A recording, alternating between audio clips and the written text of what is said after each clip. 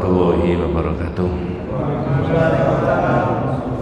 Bismillahirrahmanirrahim. Innalhamdalillah nahmaduhu wa nasta'inuhu wa nastaghfiruh wa na'udzu billahi min syururi anfusina wa min sayyiati a'malina.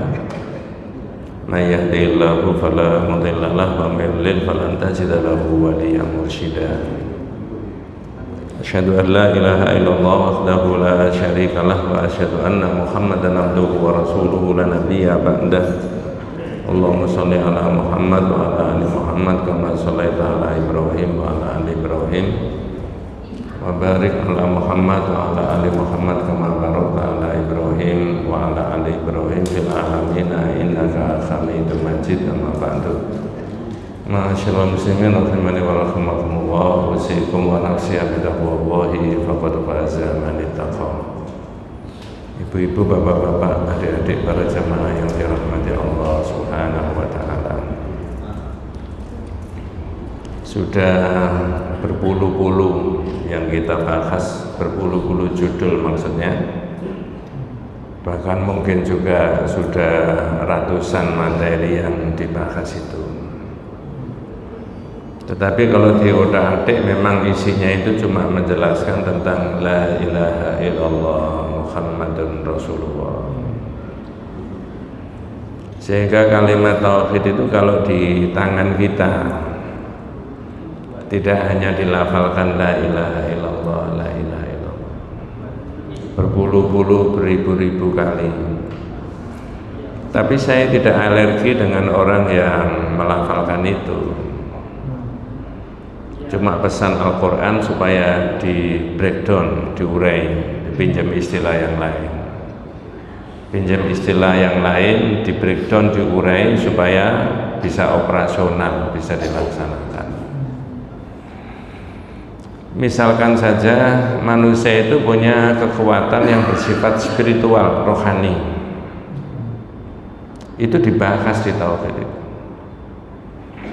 Kalau kekuatan rohani spiritual itu dikembangkan secara optimal, maka manusia itu dan masyarakat itu menjadi masyarakat yang baik, masyarakat yang bagus.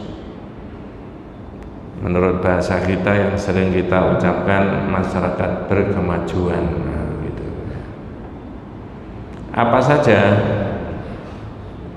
Misalkan saja orang itu punya rasa mencintai. Ini bisa liar itu, bisa mencintai harta, mencintai suami, istri, anak, kedudukan, duit dan sebagainya. Tapi juga bisa mencintai Allah. Nah itu sama tauhid ditoto, diatur. Bagaimana mengelola cinta itu dengan sebaik-baiknya? Kalau dikelola dengan sebaik-baiknya sesuai dengan yang diajarkan Nabi, maka ini adalah modal orang itu supaya menjadi manusia yang baik, mencintai Allah, lalu mencintai yang lain-lain di bawah bayang-bayang cintanya kepada Allah dan Rasulullah. Sudah dibahas. Ada lagi potensi spiritual itu punya rasa khauf, takut. Nah ini juga ada bisa bercabang dua tadi. Takut apa, takut siapa, sikapnya bagaimana dan seterusnya. Kalau takut itu diarahkan kepada Allah, larinya itu haraba ilaihi. Nah itu istilah kitab haraba, itu lari mendekatkan diri sama Allah. Kalau sudah lari mendekatkan diri kepada Allah, realisasinya gimana? Ibadah. Terus ibadah itu karakternya apa? Jawabannya dua, tadzallul wa ta'zim. Apa tadzallul? Merendah-rendahkan diri kepada Allah, sekaligus mengagungkan Allah. Jadi khauf itu jika mengarah pada yang positif, yang bagus kepada Allah tadi, bisa menggerakkan orang itu bersemangat ibadah dengan pikirannya, ibadah dengan hartanya, ibadah dengan ilmunya, ibadah dengan fisiknya. Lalu dia itu tadi saya katakan tadzallul, merendah-rendahkan diri di hadapan Allah. sekaligus mengagungkan Allah. Tapi kalau khauf itu kemudian tidak terkendali, takut menyuarakan yang benar, takut sehingga orang tidak mengamalkan amar ma'ruf nahi mungkar, sehingga tidak orang menjalankan ibadah, ya, itu bisa mengakibatkan bukan hanya stagnan, bukan hanya mandek, ya, tapi kemungkaran, kemaksiatan, ketidakadilan itu bisa berkembang kalau dibiarin aja, karena nggak ada orang berani, takut tadi, ya. Saya rasa ini bukan sesuatu yang baru dalam ilmu kita, tapi ternyata itu ada rumusan di tauhid. Nah, saya nggak menerangkan bab-bab yang sudah lewat beberapa bulan, langsung ini aja. Ini ada satu poin lagi, Pak. Saya biasanya ada prolognya dulu baru pada materi itu, ya, supaya nyambung antara pikiran besar dengan yang akan disebutkan ini. Ini kelihatannya sepele, tapi nanti yang merasakan punya pengalaman kita semuanya, termasuk bapak-bapak, ibu-ibu, adik-adik, walaupun relatif adik-adik usianya masih lebih muda, ya, jelas dibandingkan bapak-bapak dan ibu-ibu. Apa? As-sabru. Ini kan sudah diucapkan orang mulai sejak kita lahir, sabar, sabar, sabar. Nah, sebelum dilanjut saya tanya dulu, sepakat nggak kita itu bahwa sabar itu merupakan salah satu kunci orang itu bisa sukses? Kalau enggak apa-apa. Sepakat kan? Nah, ini coba ya, salah satu. Nanti kita pelajari bareng-bareng. Saya cuma membacakan isinya kitab tok aja. Kalau jenengan yang duduk di sini membacakan isinya kitab, yang nggak apa-apa, saya yang duduk di situ kan. Tapi kan tidak mungkin. Mudah-mudahan besok anak cucu kita dimudahkan oleh Allah menjadi ulama besar, ya. Nah, gitu. Apa sih as-sabru itu? Jawabannya habsun nafsi anis sukhti bil qalbi bil lisan awil jawarih. Sabar itu adalah dalam bahasanya menahan orang, tidak ngerundel, tidak menggerutu, baik dengan hatinya, dengan lisannya maupun anggota badan. Anggota badan bagaimana? Bisa ekspresi, raut muka, itu menampakkan orang itu tidak sabar, ya. Atau kakinya, tangannya, macam-macam lah, ya, mempengaruhi apa yang ada di dalam organ biologisnya manusia karena tidak sabar. Tapi kalau orang yang bisa habsun nafs tadi, menjaga, menahan diri, tidak ngerundel tadi, ya, maka insya Allah akan, tadi saya katakan, dinamis dan orang itu akan berkembang, ya. Nah, jadi mohon maaf mungkin beda, Pak, ya. Konsep sabar yang ada di sini itu dengan wis sabar ae apa nerimo ing, ya, nanti dulu ya, kita bahas saja supaya enggak salah paham. Kemudian kitab ini menulis, bahkan di Fathul Majid juga ditulis, wa'lam anna sabra thalathata aqsamin. Sampeyan harus ngerti sabar itu ada 3 macam. Nah, bahkan sebelum itu karena pentingnya sabar, Sayyidina Ali mengatakan inna sabra minal iman bimanzilati ra'si minal jasad. Nah, korelasinya sabar dengan iman itu sama dengan hubungan antara kepala dengan apa? Badan. Inna sabra minal iman bimanzilati ra'si minal jasad. Kedudukan sabar dengan iman, hubungannya itu adalah betapa eratnya, sama dengan kepala sama badan. Kata Sayyidina Ali, ala la imana liman la sabara lahu. bisa hilang imannya itu orang kalau tidak punya kesabaran. Terus di sini panjenengan itu dibimbing menurut kitab ini yang bacakan saya tadi, sabar itu ada 3 macam. Pertama, ya, al-awwal as-sabru ala ta'atillahi.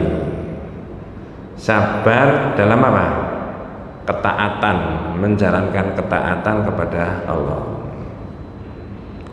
Kalau tidak ada kesabaran, kita bisa memelihara sholat jamaah apa? Kalau tidak ada kesabaran, tidak bisa. Tidak bisa itu. Ya. Kalau tidak ada kesabaran, adik-adik, anak-anak kita apa bisa menghafalkan 30 juz? Tidak bisa. Oh, kalau begitu disuruh sabar. Iya. Apa tadi sabar? Nah, menahan, tidak boleh gerundel, baik dalam hati, dalam ucapan maupun dalam pikiran dan dalam anggota badan. Itulah namanya sabar, ya. Jadi bukan non sewu apa yang disebutkan tadi seperti hanya sekedar apa? Nerima Dari situ jenengan bisa ketahui sabar itu berarti ada aspek keuletan enggak? Ulet. Ada toh? Ya.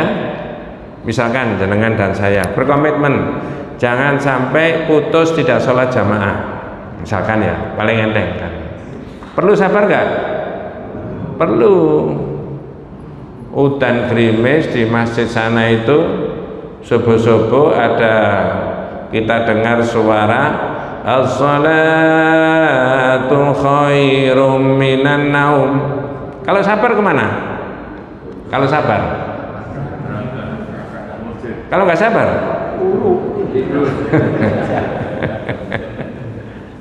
Itu Pak, luar biasa itu ya, sabar itu ya. Itu satu, kitab ini menulis Syekh Shalih Al Utsaimin as-sabru ala taatillah. Banyak dalil, wa'mur ahlaka bis sholati wastabir 'alaiha. Perintahkan keluargamu itu menjalankan sholat supaya dalam menjalankan sholat itu sabar. Ya. Ada lagi fasbir li hukmi rabbika. Kamu harus sabar menjalankan syariat dan hukumnya Allah itu, hukum bidang akidah, hukum dalam bidang ibadah, hukum dalam bidang muamalah, hukum dalam bidang qisas wal hudud, pidana dan perdata. Itu semuanya diperlukan apa? As-sabru. Saya ini Pak, jenengan itu kontak dengan saya ke sini. Itu kira-kira baru 7-8 tahun yang lalu mungkin, ketika masjidnya masih di situ kecil. Waktu itu maghrib, ya, enggak tahu waktu itu yang menemukan saya ini siapa itu ya, ya, terus diajak sini maghrib. Pun tidak salah 2 kali, ya, habis itu subuh. Tapi faktorku kemudian berubah lagi menjadi maghrib begini. Mengapa kalau saya cerita begitu? Ada masjid yang sudah saya datangi sejak 26 tahun yang lalu sampai sekarang. Saya bilang ke jamaah, sudah khatam Pak, dulanya aja Ustaz.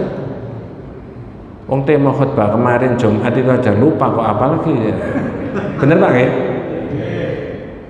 Ini wajah-wajah pelupa apa tidak ya? Ya. Saya ulangi lagi. Saya bilang sudah khatam Pak, gimana? Apa enggak ada kitab lagi? Wah, kalau banyak kitab lagi Pak. Saya ganti kitab Firqatun Najiyah wa Taifah Al-Mansur. Sudah khatam Pak, suruh ngulangi lagi. Sebelum reformasi. Ini cerita pengalaman, dikit aja beberapa poin. Ya. Kalau saya cocokkan dengan ini, rasanya ya jangan tidak boleh meniru saya ya, cuma ini cerita saja. Saya bukan contoh yang baik, enggak. Saya dari rumah itu sepeda enggak punya, mobil tidak punya, 26 tahun yang lalu. Saya jalan naik bemo, jurusan Waru. Dari Waru saya naik bemo lagi, turun di RSI yang di Wonokromo itu. Masuk ke sana bendul merisi, saya naik becak. Baliknya diantarkan orang. Saya ngedang bemo. Kalau udah begitu bis kota di RSAL. Jurusan Sepanjang. Saya turun, habis itu saya jalan. Terus hujan saya bawa payung. Ya. Kata istri saya, "Bawa payung, Pak." Ya, terus dijalani. Dalam catatan saya sampai hari ini, saya sudah datang ke masjid itu sekitar 294 kali. Saya tanya jenengan, orang datang di masjid bisa punya dokumen mulai awal, tidak ada yang ketelisut satupun, 294 kali. Itu perkara kalau nggak sabar bisa mendokumentasi, Pak? Nggak bisa. Kalau takmirnya di sana itu ganti Ustadz tanggal sekian menerangkan apa? Saya bisa buka catatan saya, tapi catatan jadul, jadul. Bukan di komputer, bukan di. Ini saya gedok tularkan sama adik-adik yang muda-muda. Sabar itu begitu, ya. Saya tidak tahu Pak Kiai, Pak Ustadz yang lain apa punya catatan, tapi saya semua punya dokumentasi, termasuk di sini. Tanggal berapa menerangkan apa, bab berapa, halaman apa, semuanya ada. Inilah kata kitab ini, sabar itu begitu, Pak. Salah satunya. Ya. 2, as-sabru an maksiatillah. Sabar orang itu menjaga diri tidak terjerumus dalam perbuatan apa? Maksiat. Nah, nanti pikiran begini ini, Pak, kita ketemu di bab 53. Ketemu di situ. Mohon maaf, naudzubillah min dzalik. Kalau orang sudah terjerumus dalam kemaksiatan, itu dosanya bisa dihapus. Saya ulangi, orang naudzubillah bukan kita terjerumus dalam kemaksiatan. Nah, maksiat ini, maksiat itu, maksiat kan macam-macam. Ada maksiat seksualitas, penjahat apa? Penjahat kan macam-macam, Pak. Ada kaina, ada penjahat ekonomi, betul Pak ya? Ada penjahat politik, ada penjahat hukum, ada penjahat seksualitas, betul Pak? Wes nggak usah pikirannya, nggak usah kemana-mana. Loh, realitasnya dunia isinya begitu Pak. Itu orang itu ketika dia melakukan kejahatan dalam banyak aspek kehidupan manusia, itu dia tidak punya sabar menurut pandangan kita. Coba kalau dia punya sabar, tidak mungkin dia terjerumus itu. Ya, seorang pimpinan tidak punya visi besar, tetapi yang dia punyai nafsu besar. Visi besar nggak punya, yang punya apa? Nafsu besar. Ya susah. Nggak sabar. Orang kalau tidak sabar itu bisa terjerumus dalam kemaksiatan. Zaman dulu SD, SMP, SMA, mahasiswa, bekerja, kuliah, ini dan sebagainya dan sebagainya. Ya, jauh dari keluarga, jauh dari suami, jauh dari anak, jauh dari istri. Maka tidak menutup kemungkinan, naudzubillah min dzalik, kalau orang tidak punya sabar, terjerumus nggak Pak? Halo? Iya, saya tanya jenengan, ini mohon dijawab dengan jujur. Dosanya kalau orang itu tobat-tobatnya, dosanya bisa diampuni? Bisa. Dosanya loh Pak, perbuatannya bisa dihapus? Bisa. Penjahat tadi loh, penjahat tadi. Kalau dia tobatnya sama Allah, dosanya bisa diampuni nggak? Bisa. Nah ini yang saya katakan nanti ketemu di bab 53 tadi. Di situ nanti kita ketemu ceritanya Wahsy tobat kepada Allah lewat Nabi tadi, menyampaikan ke Nabi. Waktu itu karena Wahsy ini sudah sembarang dilakoni, sepertinya dia nggak bisa diterima. Tapi akhir Nabi itu membaca ayat Al-Quran, ceritanya panjang tapi tak potong ini ya. Ya, qul ya ibadiyalladzina asrafu ala anfusihim la taqnatu mir rahmatillah innallaha yaghfiru dzunuba jami'a. Muhammad, bilang sama hambaku yang melampaui batas, dalam kurung Wahsy yang membunuh pamannya Nabi. Apa yang harus dikatakan oleh Nabi? La taqnatu min rahmatillah, jangan putus asa dari rahmatnya Allah, karena sesungguhnya Allah itu mengampuni semua dosa. Dosanya bisa diampuni, perbuatannya bisa dihapus? Nggak bisa Pak. Ya sudah, serahkan aja sama Allah. Dulu begini, dulu begitu dan sebagainya, dalam arti ketidakbaikan di masyarakat tadi. Nah, makanya sedini mungkin putra putri kita, putra putrinya panjenengan diberi penjelasan mengenai as-sabru an maksiatillah, sabar supaya tidak terjerumus dalam kemaksiatan kepada Allah. Coba saya rangsang panjenengan, dirangsang berpikir. Ada anak kecil ditemukan orang, anak itu dijeburkan di sumur, kemudian anak itu diangkat dari sumur. Siapa anak kecil itu tadi? Yusuf mana itu?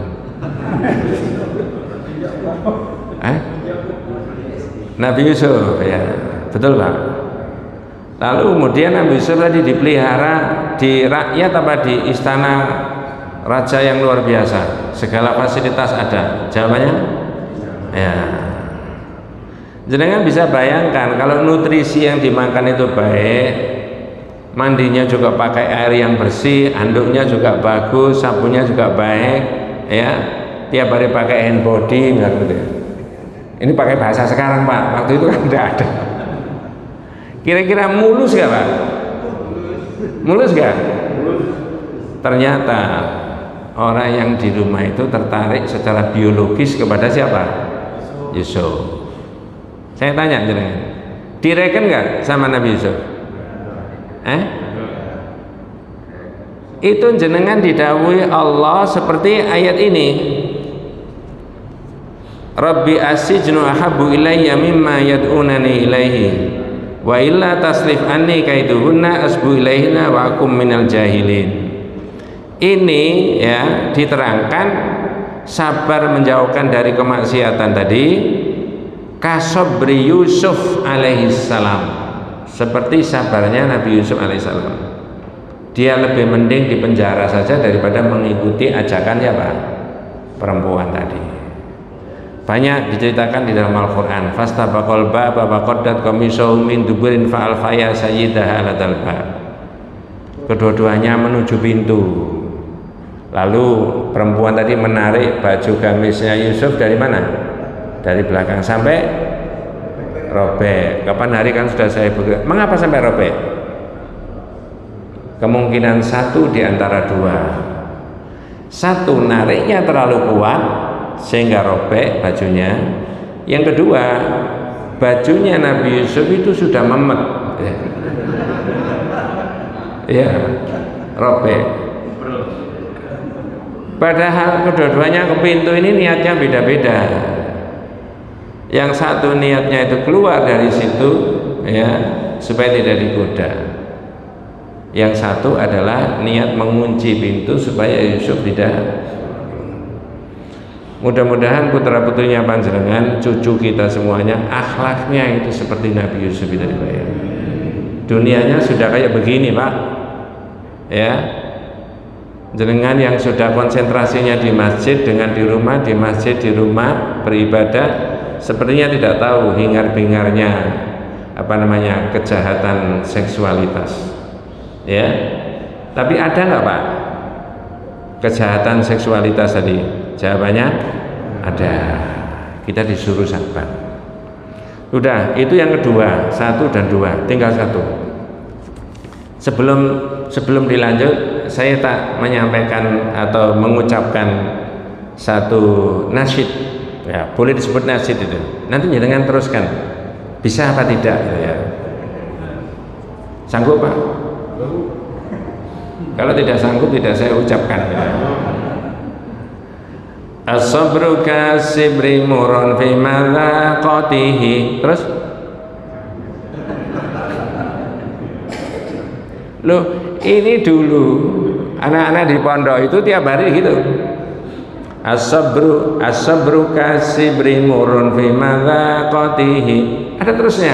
Lakin awaqibuhu ahla minal asali. Anak-anak itu digitukan, macam-macam variasinya. Ini tentang sabar, nanti tentang tawakal, lain-lain lagi. Nanti tentang thalabul ilmi ada lagi. Macam-macam. Sehingga yang didapat itu dua sebelum saya terangkan maknanya. Satu dari sisi bahasa. As-sabru kasibri murun fi madzaqatihi walakin awaqibuhu ahla min al-asal minal asali. Tapi berhubung sudah dijadikan satu dalam syair atau dalam nadhaman tadi ya, lalu sudah dihafal oleh banyak orang sehingga tidak seperti itu, tidak dipotong satu. As-sabru kasibri murun fi madzaqatihi. Sabar itu pahit mas, seperti minuman yang sangat amat pahit. Betul pak? Yang lain-lain tidur kita ke masjid, yang lain-lain pulang nyeruput kopi, kita mendengarkan apa? Pengajian, misalkan begitu. Pahit. Siapa yang mengatakan di sini itu enak? Enak mana pulang tadi dari sholat kemudian nyeruput kopi? Dan dibandingkan dengan di masjid. Tapi ada yang menjawab begini, enak di masjid sambil nyeruput kopi Ustaz. Ya, pahit pak sabar itu. Adik-adik yang menghafalkan Quran, yang lain main game, main ini PlayStation ini dan sebagainya, lihat film Korea, dia ndak baca Quran setiap hari, pahit. Tapi walakin awaqibu ahla minal asali. Hasil daripada orang sabar itu lebih manis dibandingkan apa? Madu. Sekali lagi jangan mencontoh saya. Kalau saya tidak mulai 26 tahun yang lalu nulis tanggal sekian bulan ini yang saya terangkan di sini, saya datang ke sana naik bemo, naik bis, turun, naik becak, balik lagi diantarkan jamaah. Saya nggak bisa nulis sampai 290 sekian tadi, nggak bisa. Nggak bisa. Kalau saya ditanya orang, Ustaz di sana apa aja yang terangkan? Iki mas, sampai ini catatannya bisa. Ini sudah dibaleni 2 kali, yang ini baru sekali. Durasi baleni antara satu dengan topik yang sama dalam kurun waktu yang beda itu butuh waktu 5 tahun. Nah, jangan saya tanya, bab ini sudah saya pernah terangkan apa belum? Nggak tahu kan? Karena nggak dititani. Sudah, majelisnya masih kecil di situ maghrib. Kalau jenengan tanya, ini tanggal berapa Ustaz? Zaman dulu diterangkan. Saya punya dokumentasinya. Tak bukakan gini tahu. Hari itu kalau tidak salah apa itu? Ahad. Cuma saya lupa kak. Paling ponnya nggak saya catat itu pak ya. Ahad gitu aja. Jadi pahit sabar itu adik-adik itu kalau mau sukses tadi saya katakan di awal. Apa betul sabar itu merupakan salah satu titik poin supaya orang itu menitih ke karir kesuksesan? Jawabannya apa? Iya. Inilah kekuatan yang saya sebutkan spiritual tadi. Nah, yang terakhir yang ketiga. Yang ketiga itu as-sabru ala aqdarillah. Sabar atas takdirnya Allah. Betul Pak? Ini yang hadir dilihat dari sisi usia bervariasi. Jenengan dan saya punya pengalaman mulai lahir sampai hari ini enak terus apa kadang-kadang tidak enak? Kadang enak, kadang tidak enak. Betul Pak ya? Yang ketidakenaan itu kita sabar, apa kita ridho, apa kita syukur, atau malah kita gerundel? Nggak umumnya masyarakat gerundel. Jenengan?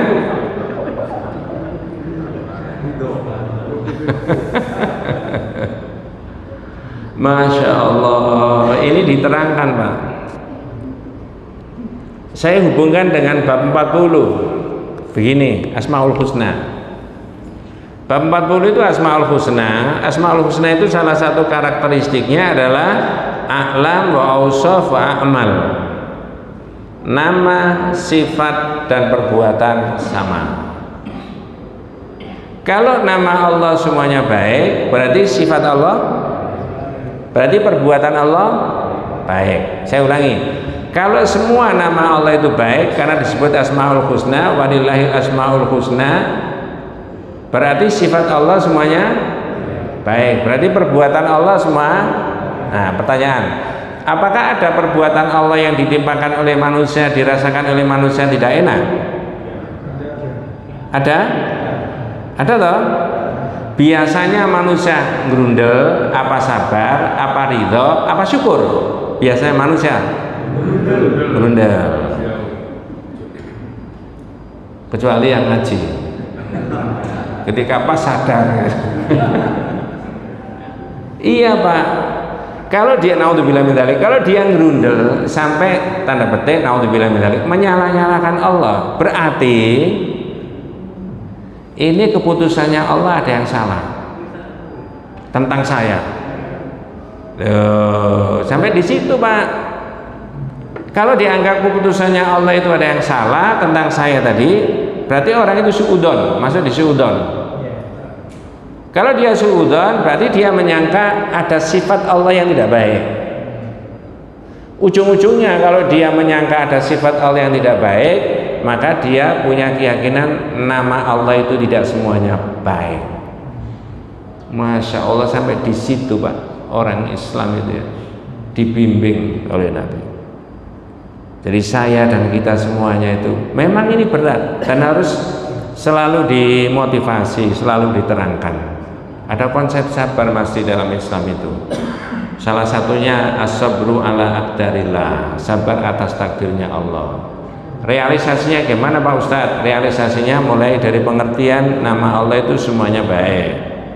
Berarti sifat Allah semuanya baik. Kalau sifat Allah semuanya baik, berarti perbuatan Allah semuanya baik. Cuma kadangkala perbuatan Allah ditimpakan manusia ini dirasakan oleh manusia tidak enak. Itu pun tidak boleh suudzon tadi. Kalau dia suudzon, baliknya ke sini, berarti dia menyangka ada sifat Allah yang tidak baik.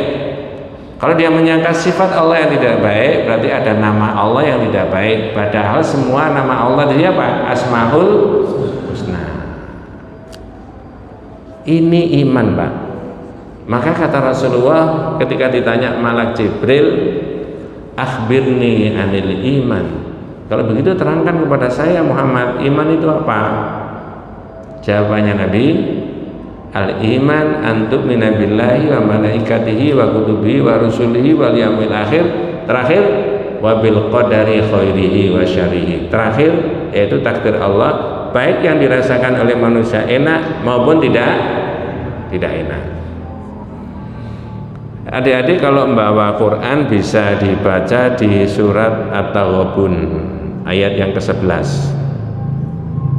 Ya. Surat apa tadi Pak? At-Taghabun ayat yang ke-11. Ya, ma asaba min musibatin illa biidznillah wa may yu'min billahi yahdi qalbahu wallahu bikulli syai'in alim. Kalau di bahasa Indonesia kan tidak ada suatu musibah yang menimpa seseorang ya kecuali atas izin Allah. Seorang sakit, seorang jatuh, seorang ini nggak enak aja lah. Seorang diberi ini, diberi itu, berarti sudah diizini siapa? Kalau sudah diizini Allah, berarti mestinya kita ridho. Wa may yu'min billah, siapa yang percaya kepada Allah, percaya bahwa itu dari Allah. Yahdi qalbahu, Allah akan membimbing hatinya orang itu. Wallahu bikulli syai'in alim, karena Allah itu berkuasa mengetahui atas segala sesuatu. Tafsirannya ma asaba min musibatin illa biidznillah. Jadi tidak ada suatu musibah yang menimpa seseorang kecuali dengan izin Allah.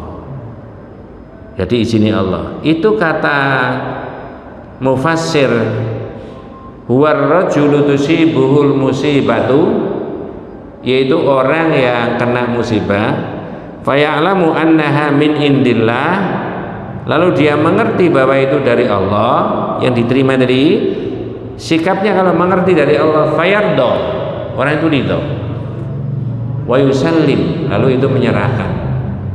Orang yang beginilah yang hatinya itu dibimbing ke arah husnudzon terus kepada Allah, tidak berprasangka jelek. Nggak enak Pak, iya, siapa bilang enak? Tapi kalau sampean punya kekuatan iman, insya Allah tidak sampai menyala-nyalakan Allah. Ya. Tema ini Pak, yang ketiga, as-sabru ala aqdarillah, ini sabar atas takdirnya Allah. Nanti hubungannya dengan bab-bab berikutnya. Tadi saya sebutkan bab 40. Asmaul Husna. Nanti juga ketemu di bab 57. Maja'a fi al-laut. Orang yang ngomong andai kata, seandainya, seumpama. Jikalau misalkan ya, ada sebuah pertemuan dalam satu ruangan, orang sedang makan-makan enak ini, bergurau sama sahabat, sama teman-teman. Tiba-tiba ada satu yang keluar, entah keperluannya apa. Dari kejauhan sana ada anak muda naik motor dengan kerasnya.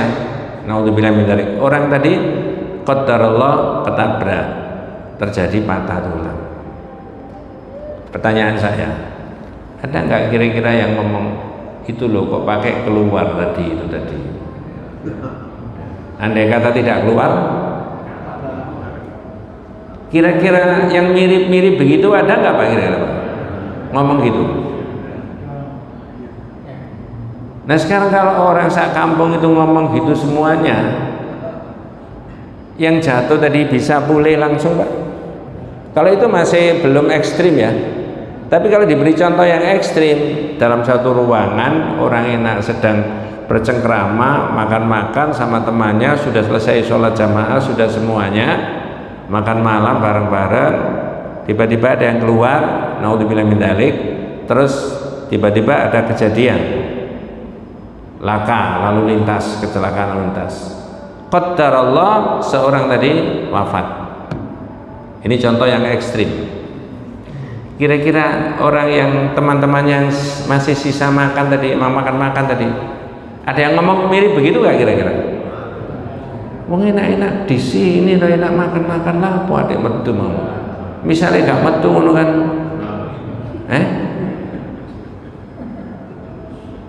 itu dibahas Pak. Orang sak kampung, orang sak kantor ngomong gitu semuanya nggak bisa hidup lagi Pak, nggak bisa. Omongan aja kita ini ditonton supaya tidak salah keimanan kita itu, tauhid kita kepada Allah. Oh wis takdirnya orang itu. Tapi diusut siapa yang salah, boleh nggak Pak? Boleh. Boleh. Mungkin yang naik motor itu tadi, mungkin ada pejalan kaki yang berbeda lagi, mungkin ada motor yang berbeda lagi, dan seterusnya dan seterusnya. Boleh. Tapi dalam konteks iman kita kepada Allah, maka tidak ada yang salah. Ya. Nah, inilah. Kemudian panjenengan juga didhawuhi sama Allah dalam surat Al-Hadid ayat yang 22 dan 23. Ini Pak yang kadang-kadang ini dua-duanya disebut Pak, ya, yang baik maupun yang tidak baik. Sama ayat ini sudah disebut. Ayatnya adalah ma asaba min musibatin fil ardi wala fi anfusikum illa fi kitabim min qabli an nabra'aha. Inna dzalika 'alallahi yasir. Setiap bencana yang menimpa di bumi dan yang menimpa dirimu sendiri semuanya sudah tertulis dalam Lauhul Mahfuz sebelum kami mewujudkannya. Berarti yang mulai lahir kita sampai hari ini yang kita alami sebelum kejadian itu sudah tertulis apa belum? Tahu apa tidak? Kita loh, tahu apa tidak? Nah, sekarang yang ke depan. Hari ini tanggal berapa ini Pak?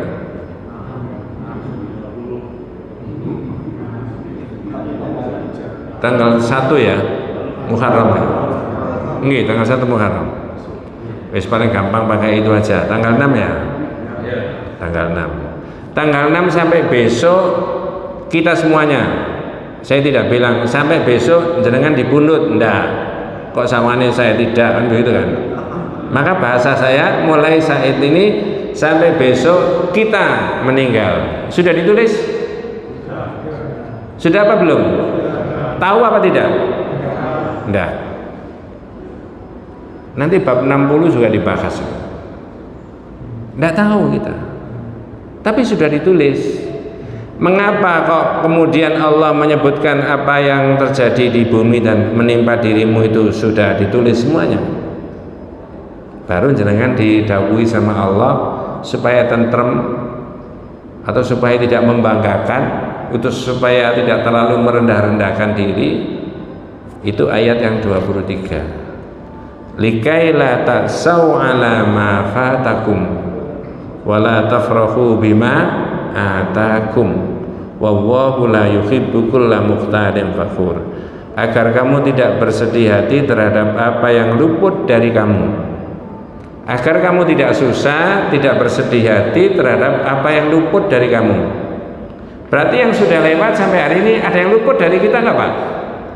Yang kita inginkan, kebaikan ini itu ada yang luput dari kita? Saat itu kita susah apa biasa-biasa saja? Susah biasa apa susah pol? Susah pol karena belum membaca ayat ini. Karena sudah ditulis Allah, mengapa ditulis? Supaya kamu tidak terlalu susah terhadap apa yang luput dari kamu. Paling gampang, seorang A mau nikah sama seorang B. Ini pengalaman sahabat saya, bukan pengalaman saya Pak. Enggak. Ya, tinggal menentukan hari hanya saja, tiba-tiba tidak jadi. Yang laki ini zahirnya nikah dengan orang lain, lihat zahirnya ya bahagia, sudah saya tahu sudah selesai purna tugas, sudah pernah berangkat haji dengan keluarganya baik-baik, sudah punya rumah, cuma punya hutang apa enggak saya tidak tahu. Yang perempuan juga begitu.